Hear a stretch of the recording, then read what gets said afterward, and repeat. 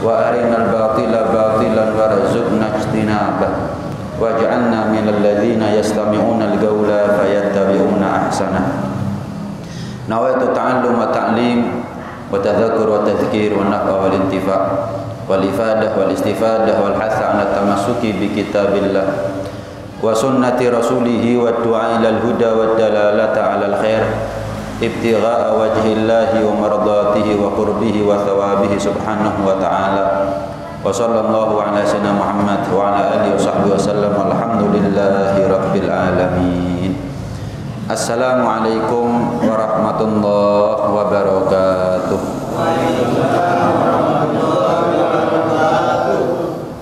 Qala al-Habib Idrus bin Umar al-Habsyi radhiyallahu ta'ala anhu wa ardhah wa nafa'ana bihi wa bi ulumihi fid dharain amin. Wa qala radhiyallahu anhu fi qoulihi ta'ala innas salata tanha 'anil fahsya'i wal munkar. Afhama qawluhu as-salah al-mu'arrafah bi anna as-salata la takunu nahiyatan 'anil fahsya'i wal munkar illa idza ata bihal musalli 'ala al-wajhil hasan wa ra'a ma yajib fiha wa ma yundab ma'al hudur wal khusyu' hatta takuna salatuhu kamilatan nahiyatan 'anil fahsya'i wal munkar. Beliau Al-Habib Idrus bin Umar Al-Habsyi di dalam menafsirkan firman Allah Subhanahu wa taala innas salata tanha 'anil fahsya'i wal munkar.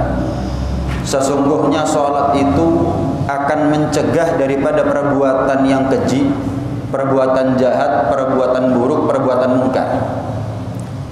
Tapi yang bisa kita pahami bahwa perbuatan jahat seperti ini, salat yang bagaimana yang bisa membuat kita tercegah daripada perbuatan fahsya dan munkar? Enggak semua salat, enggak sembarang salat bisa mencegah dari fahsya dan munkar.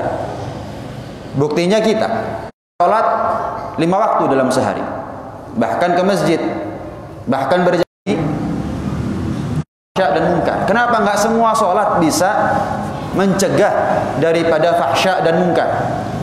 Salat yang bagaimana? Salat yang khusyuk, salat yang dikerjakan dengan diperhatikan oleh orang yang salat tersebut apa-apa yang wajib, apa-apa yang sunnah. Karena itu Allah berfirman innas salata, ada alif lamnya, innas salata, ada alif lam, bukan inna salatan. Artinya apa? Innas salata berarti salat yang tertentu. Salat yang gimana dulu? Yang bisa membuat kita tercegah daripada fahsya dan munkar. Kalau seandainya Allah berfirman inna salatan, sesungguhnya semua salat, pokoknya salat pasti fahsya, tanha al fahsya wal munkar. Tapi Allah berfirman innas salata, salat yang khusus yang bisa tanha anil fahsya wal munkar. Salat yang khusus ini salat yang gimana? Bukan cuman sekedar membaca Fatihah, bukan cuman sekedar rukuk sujud, bukan hanya sekedar tumakninah, bukan hanya sekedar formalitas menggugurkan kewajiban apalagi terpaksa. Enggak. Salat yang diperhatikan di dalamnya apa saja yang pantas untuk diperhatikan ketika kita salat, termasuk khusyuk di dalam salat, hadir hati kita di dalam salat. Baik. Setiap Allah perintah kepada kita dengan satu perintah, jangan sampai kita kerjakan perintah itu hanya dengan asal-asalan. Wis pokoknya kelakon, wis pokoknya saya sudah mengerjakan. Enggak. Setiap Allah perintah kepada kita dengan satu perintah, kerjakan dengan maksimal. Innallaha katabal ihsan ala kulli syai'. Allah itu mewajibkan kepada kita untuk sempurna dalam segala hal. Apapun kewajiban yang Allah perintahkan kepada kita, kerjakan dengan sempurna, semaksimal mungkin. Kita sholat sehari 5 kali. Pertanyaannya, pernah nggak kita berangkat ke masjid niat untuk duhurnya saya lebih khusyuk daripada subuhnya saya, asarnya saya lebih khusyuk daripada duhurnya saya, maghribnya saya lebih khusyuk daripada asarnya saya. Demikian seterusnya, pernah nggak? Nggak pernah. Kenapa? Karena orang seperti kita ini kapan mendapat perintah dari Allah dikerjakan dengan terpaksa. Akhirnya, wis sing penting kelakon. Nggak ada kesempurnaan yang dia kejar dalam ibadahnya. Nggak ada khusyuk yang dia kejar dalam sholatnya. Ketakwaan yang dia kejar dalam puasanya. Keikhlasan yang dia kejar dalam haji dan zakatnya. Enggak. Pokoknya ngelakoni. Saya tidak termasuk mereka yang meninggalkan. Wis, setiap hari kita sholat 5 kali. Seminggu 7 hari kita sholat. Sebulan 30 hari kita sholat. Setahun 365 hari kita sholat. Tapi berapa kali, berapa hari, berapa minggu, berapa bulan, dan berapa tahun kita berangkat ke masjid niat khusyuk kalau mau sholat? Kapan? Makanya sampai sekarang sholatnya kita nggak tanha al-fahsya al-munkar. Kita nih sholat pernah nggak sadar diri, kenapa ya saya sholat tapi maksiatnya saya sama seperti mereka yang nggak sholat. Mereka doyan apa, kita masih doyan yang sama. Mereka melakukan apa, kita masih melakukan yang sama. Padahal mereka nggak sholat, kita sholat. Bukan berarti sholat nggak ada manfaatnya sama sekali. Tetap ada manfaatnya. Tapi kalau nggak ada khusyuk dalam sholat, banyak berkurang nilai manfaatnya. Ya tentu beda. Tentu beda perlakuan Allah kepada yang nggak sholat sama sekali sama yang sholat walaupun terpaksa. Beda. Tapi kan tetap sholat walaupun terpaksa. Ibarat kata begini, ada orang yang rela nggak masuk surga. Nah, mereka yang nggak sholat. Kalau kita sholat walaupun terpaksa, berarti terpaksa masuk surga. Ada orang dengan senang hati masuk surga. Kita ini belum dengan senang hati masuk surga. Kepeksan masuk surganya. Ada orang masuk surga terpaksa. Ya kita ini sudah kan aneh, masuk surga kok terpaksa. Dikai seneng terpaksa. Diajak selamat terpaksa. Dihindarkan oleh Allah dan neraka dari azab, dari siksa terpaksa. Aneh. Siapa yang aneh? Kita ini sudah. Jadi tetap beda. Sebelah ngono gak usah sholat, Beb. Lah buktinya saya sholat, kelakuan saya, maksiatnya saya sama seperti yang gak sholat. Yo beda sih. Mereka rela dengan senang hati nggak masuk surga. Nah, kalau kita kan enggak. Kita terpaksa masuk surga. Saya mau tanya, beda nggak? Ada orang dengan senang hati nggak masuk surga sama orang yang terpaksa masuk surga, beda nggak? Beda. Dengan senang hati nggak masuk surga, ya nggak masuk surga. Ada orang yang terpaksa masuk surga, masuk surga. Ini nggak masuk surga, ini masuk surga. Beda. Tapi orang yang terpaksa masuk surga juga beda dengan orang yang dengan senang hati masuk surga. Jelas nih ya? Beda. Nah, disinilah kita dituntut dengan senang hati masuk surga. Dengan cara apa? Setiap Allah perintah kepada kita, dengan satu perintah kerjakan dengan sempurna. Itu namanya dengan senang hati dia masuk. Dengan senang hati dia masuk surga. Alladzi khalaqal mauta wal hayata liyabluwakum ayyukum ahsanu amala. Allah ciptakan kematian, Allah ciptakan kehidupan untuk apa? Untuk ujian. Siapa sih di antara kita yang amalnya ahsan, amalnya yang paling baik? Amalnya yang paling baik, bukan amal yang asal-asalan. Enggak. Amalnya yang paling baik siapa di antara kita? Termasuk sholat. Siapa yang sholatnya terbaik di antara kita? Jelas ini ya. Kita ini kadang-kadang kan bingung. Bib, saya sholat, Bib, tapi sholat saya diterima nggak ya sama Allah? Tergantung. Kita persiapannya mau sholat apa? Kalau kita sholat dengan persiapan yang tenanan, serius, semakin besar potensi sholat kita diterima oleh Allah Subhanahu Wa Taala. Jelas. Ibarat orang ujian. Kalau dia serius ingin lulus, ya pasti persiapannya serius. Tentu beda hasilnya dengan orang pokoknya ujian, bu bener bu salah, nggak tahu nilainya merah, naik kelas atau tidak, lulus atau tidak, pokoknya tekonan kelas, coret-coret, silang-silang, selesai. Ya beda sama orang. Saya ujian ingin menjadi orang yang terbaik, ranking 1, beda. Nah, jadilah kita ini orang yang terhadap gobulnya amal lebih dipentingkan daripada hanya sekedar amal. Jadilah kita ini orang yang lebih memprioritaskan diterimanya amal daripada hanya sekedar amal. Kan selama ini kita sekedar amal. Jangan mulai detik enggak isya nih nanti, enggak usah besok, nanti isya nih. Saya sholat isya, gimana caranya sholat isya saya lebih berpotensi diterima oleh Allah daripada sholat maghribnya saya. Terus sampai kapan? Sampai mati. Wa'bud rabbaka hatta ya'tiyakal yaqin. Ibadah kepada Allah sampai datangnya namanya keyakinan, sampai mati. Ibadah yang sempurna. Naam.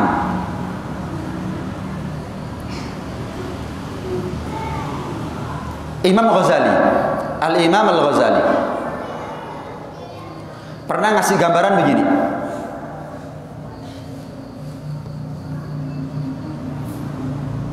Imam Ghazali pernah ngasih gambaran bahwa sholat itu ada dua bagian. Ada zahir, ada batin. Dan sholat yang sempurna, zahirnya baik, batinnya baik. Zahir, ya rukun-rukunnya, kewajiban-kewajibannya, sunnah-sunnahnya. Kalau batin, ya khusyuknya, tadabbur dalam bacaannya, fokus konsen hati dan akalnya. Kedua-duanya, kalau ingin sholat kita adalah sholat yang sempurna, sholat yang diterima oleh Allah Subhanahu Wa Taala, harus sempurna zahirnya, sempurna batinnya. Kalau ada orang hanya memperhatikan yang zahir, tapi nggak peduli sama yang batin, pokoknya wudu, karena wudu syaratnya sholat. Pokoknya baca Fatihah, rukuk, sujud, tumakninah. Kenapa? Itu semuanya rukun-rukunnya sholat. Wis pokoknya kalau sholat nggak boleh ngomong, nggak boleh bergerak, nggak boleh bicara, nggak boleh makan minum. Wis pokoknya kelakon, dohir. Tapi dalam benaknya dia sandal jepit, kuncinya sepeda motor, utang akeh, bojo ngomelan, masak durung. Hati-hati. Peduli sama zahir, tapi sama batin suka ngurus untung-untungan bebong sama saiki sholat bebas. Jangan menghibur, jangan membenarkan kesalahan gitu. Jangan membenarkan kesalahan, rugi nanti kita. Cuman mementingkan yang zahir, tidak dengan yang batin. Salah. Sudah untung-untungan orang itu sholat. Saya mau tanya, jenengan sebagai rakyat mau ngasih hadiah kepada raja misalnya, apa hadiahnya? Budak perempuan yang cantik, tinggi, putih, tapi mati, tapi mayit. Zahir, oh top. Batin nggak ada, ruhnya nggak ada, nyawanya nggak ada, alias hartan. Kira-kira raja dapat hadiah begitu dari kita, seneng apa senep? Kurang ajar ya. Karuan kan kayak hadiah. Masuk kita jawab, untung-untungan raja, saya ngasih hadiah raja, gitu. Kurang ajar. Ini pelecehan sama. Untung-untungan beb, saya sholat beb, nggak bisa. Allah nggak murka. Allah menilai sejauh apa keseriusan kita kalau ingin mendapatkan ridhonya Allah Subhanahu Wa Taala. Saya mau tanya, kita ini sholat dalam rangka mengabdi kepada Allah kan? Dalam rangka kita khidmat kepada Allah, menghambakan diri kepada Allah. Kenapa nggak serius? Memangnya Allah kurang baik sama kita? Misal saya ngasih uang kepada Anda sekarang, 10 juta. Gratis, nggak harus begini, nggak harus begitu. Wis, 10 juta bawa pulang. Wis, yakin di tangan nih jenengan cium ini. Yakin jenengan nangis sekarang. Makasih Beb, ya Allah Beb, saya punya utang banyak Beb. Alhamdulillah, rezeki. Teko hati lek ngomong. Syukurnya dari hati. Ya Allah, terima kasih loh Beb. Oh, saya nggak tahu harus balas apa nih Beb. Waduh Beb, pokoknya jenengan kalau minta tolong Beb, jam berapapun siap Beb. Waduh, dikasih 10 juta, siap untuk mengabdi, siap untuk khidmat. Allah ngasih kepada kita 10 juta. nyawa, umur, keturunan, pasangan hidup, rumah yang kita punya, kendaraan yang kita punya, rezeki yang kita punya. Sholat subuh KTN, korep, iler sih. Bekasnya iler sih, gurung bersih, males-malesan. Lihat manusia sekarang menuhankan manusia. Manusia sekarang menuhankan manusia.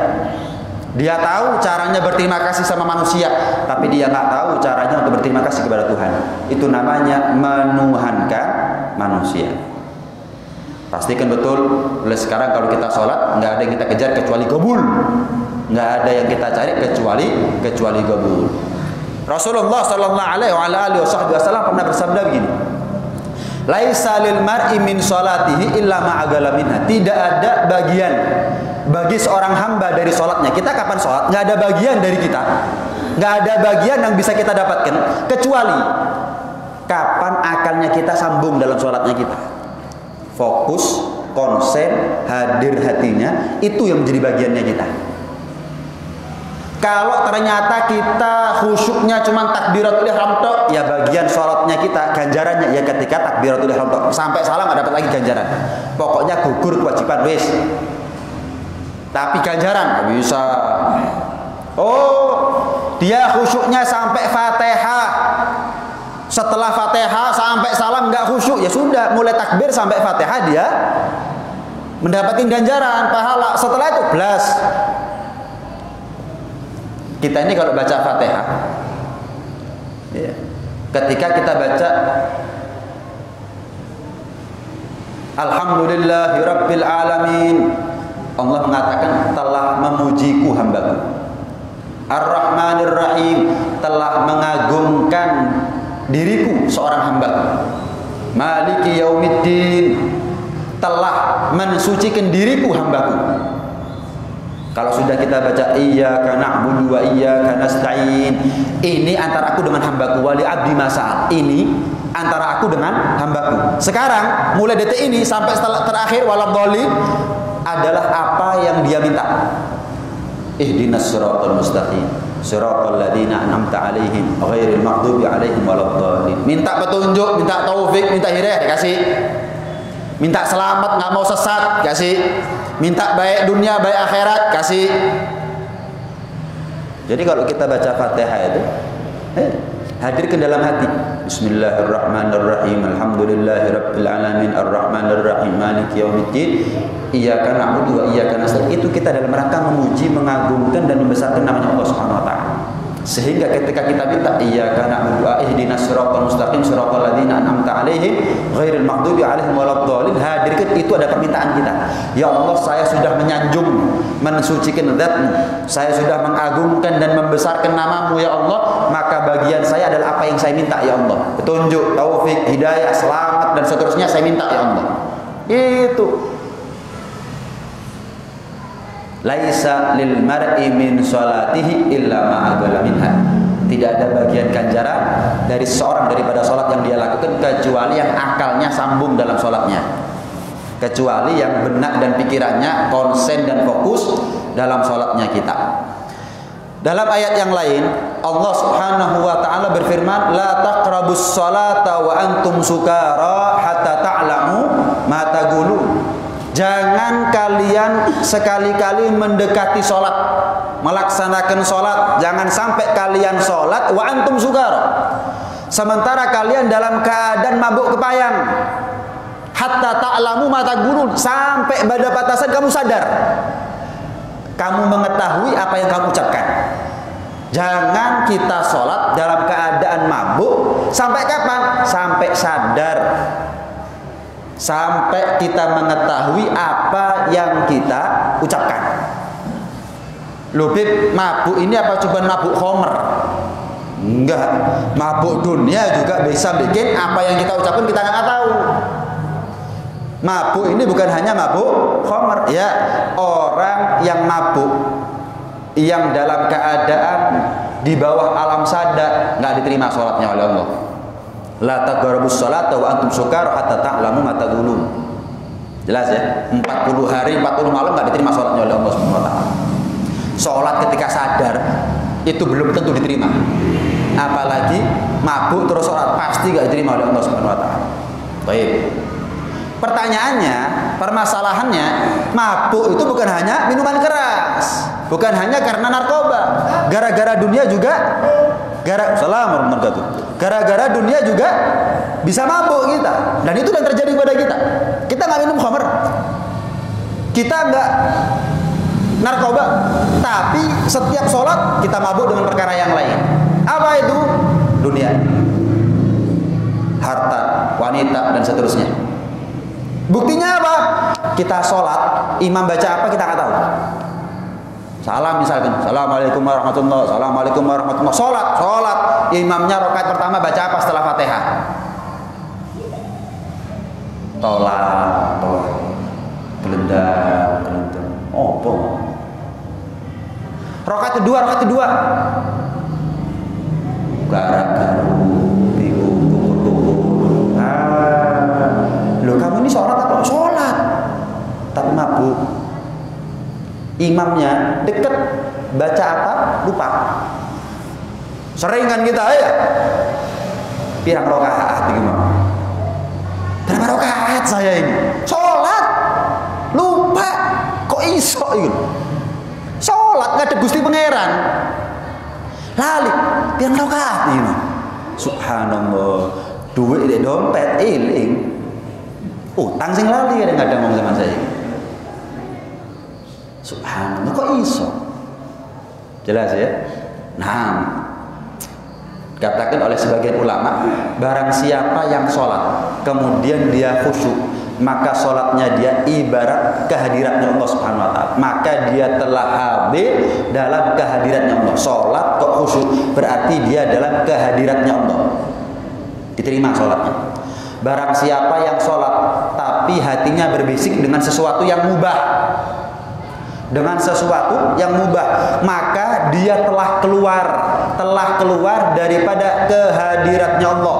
Yang lebih parah lagi, kalau orang sholat niat maksiat, Jumatan niat nyolong sandal. Sholat tapi niatnya nyolong kotak amal. Sholat kan banyak itu CCTV itu ya. Sholat kapan sujud hilang HP ini. Sholat tapi niatnya maksiat, bukan lagi keluar dari kehadiratnya Allah. Lebih parah daripada itu. Apa? Masuk dalam kawasannya setan, kehadiratnya setan. Sudah diboloi setan, guys. Paham ya? Pastikan betul kapan kita sholat. Susah beb, KPI susah.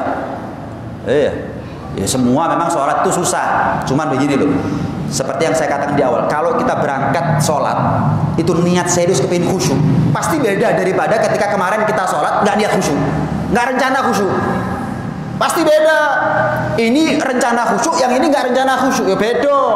Kalau nggak percaya, coba lihat nanti sholat isya.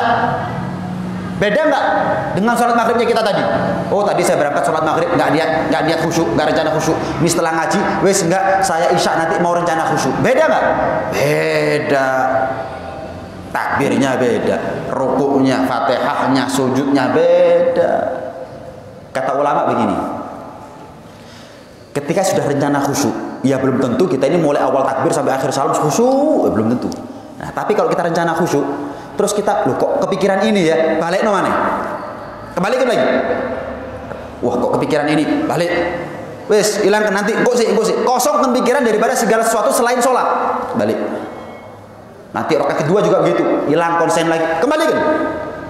Kenapa? Rencana khusyuk soalnya. Rencana khusyuk. Lah kalau kita nggak rencana khusyuk, ya seperti sholat-sholatnya kita kemarin. Belehar, ya tuh belehar, wes jarno, kak dibalik-balik no. Tahu dia, nggak khusyuk nih, tahu, gak dibalik no tapi. Kepikiran apa? Terus no kepikiran. Terus no.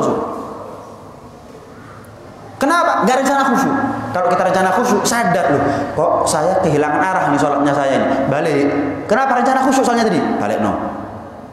Ini yang pertama. Yang kedua, setelah sholat sunnah. Kenapa? Karena sholat sunnah itu menutupi kekurangan sholat wajibnya kita. Itu faedahnya orang sholat sunnah. Sholat gak khusyuk, Sholat sunnah gak tahu. Dungakno bib, selamat bib, donga dhewe. Jelas ini ya? Nah.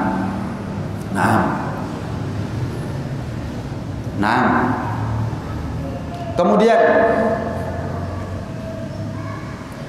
kata Imam Al-Ghazali juga, jika seorang hamba, kita nih semuanya, merasa nggak mampu untuk khusyuk sepanjang sholat mulai awal takbir sampai akhir salam, minimal khusyuklah kita ketika kita baca wajjahtu wajhiyah.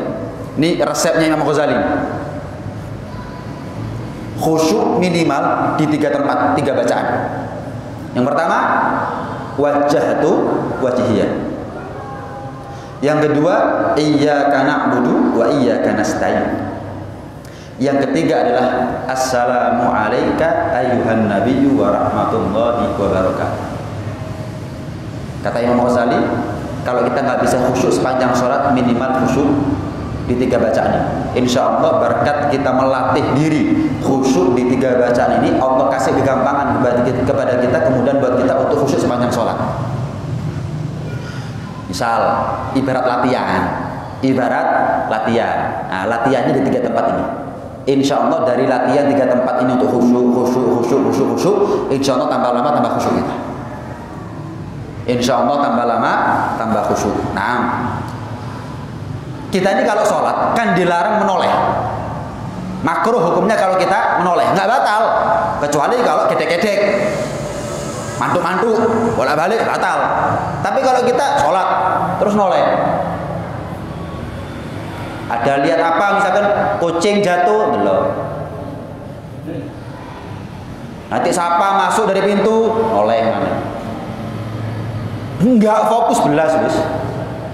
Enggak, coba dia di depannya raja noleh begitu, hilang bulunya.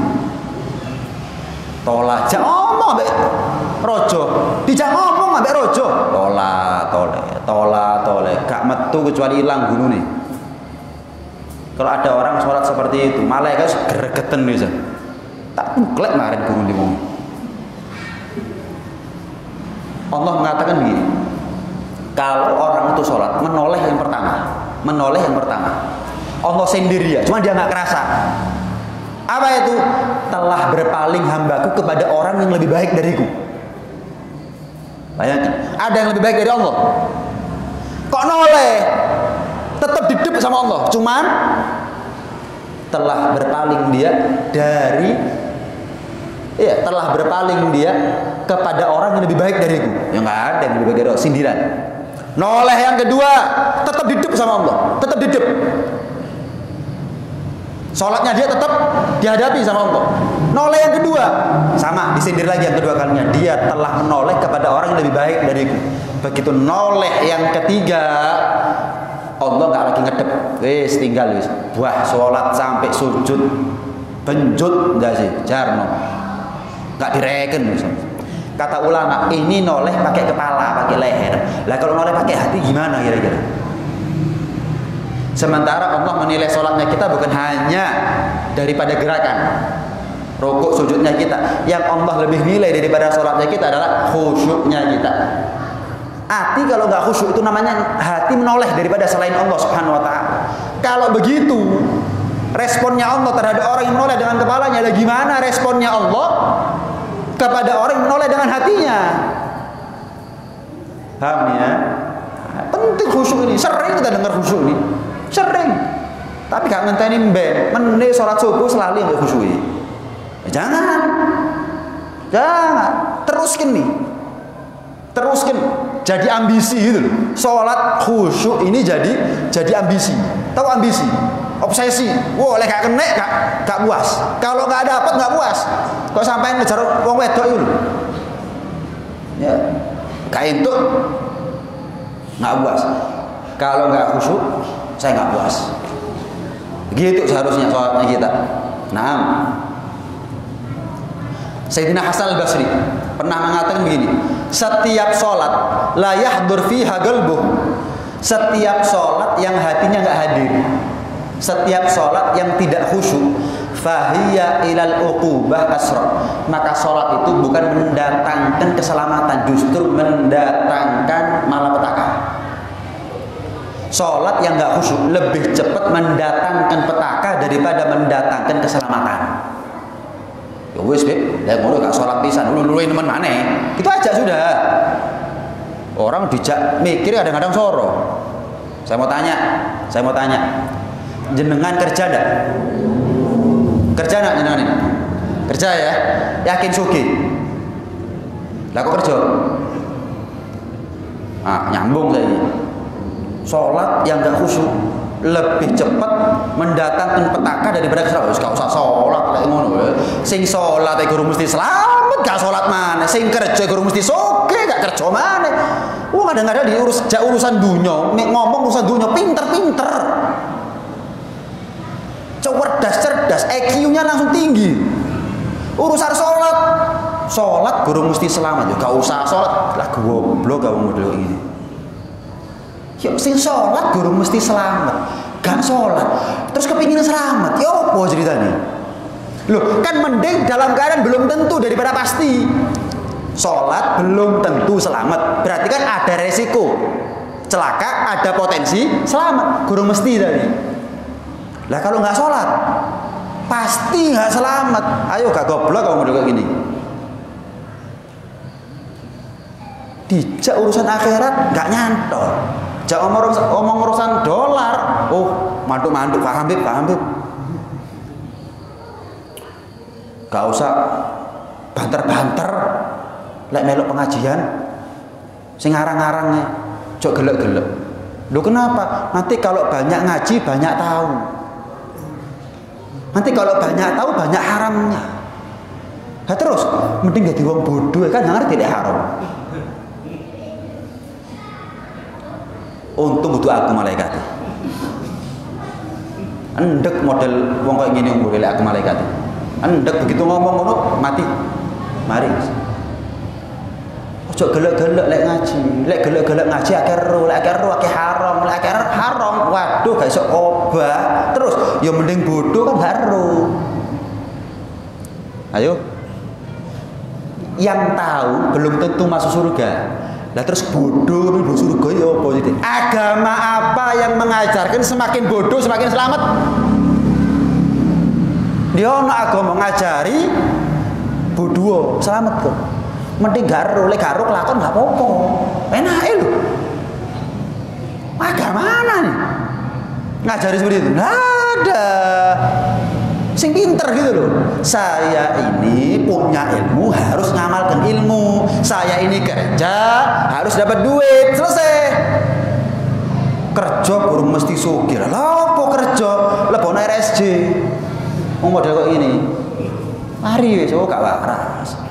Pinter guru mesti selamat. Lah apa pinter lebon RSJ. Luwe parah dibanding kayak corona wong model ini. Corona 14 dino waras, 14 tahun gak waras model ini. Kenapa? Salah cara berpikir. Konsep berpikirnya keliru. Sholat belum tentu masuk surga. Kalau nggak sholat pasti nggak masuk surga. Kerja belum tentu kaya. Kalau nggak kerja jelas gak sugih. Ngono ae wis. Mari wis. Jelas ini ya. Terakhir. Terus gimana Bib? Caranya orang itu bisa khusyuk dalam sholat. Di antaranya nih. Di antaranya cara orang bisa khusyuk dalam sholat. Yang pertama, sholli sholata muwaddi. Sholatlah kamu seperti sholat selamat tinggal. Sholatlah kamu seperti sholat selamat tinggal. Jenengan kalau pernah umroh, pernah haji, pasti beda ketika jenengan tawaf kudum sama tawaf wada. Tawaf kudum mungkin jenengan nangis. Kenapa? Nggak pernah ngeliat Ka'bah atau ngeliat Ka'bah. Nabung puluhan tahun akhirnya takdir. Wah, inget sama dosa, inget sama nikmatnya Allah yang kita kufuri selama ini. Nangis kita. Ketika tawaf kudum, tawaf selamat datang. Ketika tawaf wada, tawaf selamat tinggal mau pulang, luwe nemen nangis. Kenapa? Kalau lebih nemen nangisnya, guru mesti sok balik. Nah, ntar kita kalau sholat isya mikir, guru mesti untuk subuh sholat. Ntar kalau besok sampai kita panjang umur sholat subuh, mikir, ingkuk duhur, guru mesti sholat mana ya? Terus, ini sholat selamat tinggal. Bayangkan, kalau kita tahu malam ini kita meninggal, terus kita masih dikasih kesempatan oleh Allah sholat isya, ya apa kira-kira? Kan nangis kira-kira. Ya Allah, dosa kuake. Ini kesempatan saya terakhir. Ya Allah, banyak nikmat yang saya lupakan ya Allah. Banyak maksiat yang saya lakukan ya Allah. Ini sholat saya terakhir ya Allah. Terima ya Allah, ampuni ya Allah. Begitu. Itu sholatnya para aulia begitu. Maka gampang nangis. Nah, kita ini hatinya atos. Kadang-kadang batu dipecah keluar air. Artinya kita nggak keluar belas. Kayak nasihat dipecah model apa gak pecah-pecah. Atos. Ini yang pertama.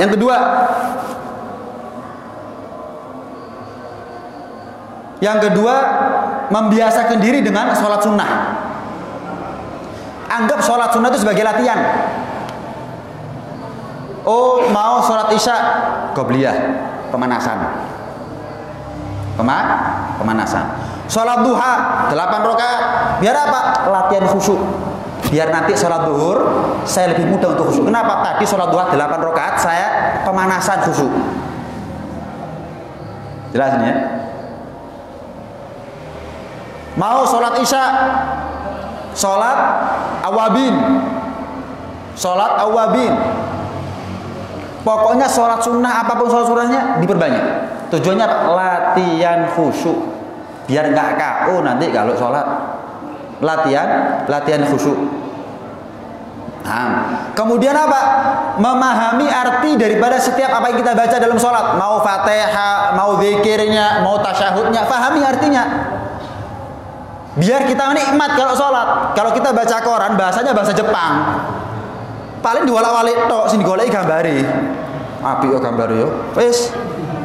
Kenapa? Nggak ngerti arti ini. Sama kalau kita sholat, pakai bahasa Arab, kita ngerti arti. Pokoknya sholat, rukuk ya rukuk, sujud ya sujud. Nggak nikmat belas. Padahal kita sedang berbicara sama Allah Subhanahu Wa Taala. Nyembah kepada Allah Subhanahu Wa Taala saja. Tapi kalau kita ngerti artinya, ngomong.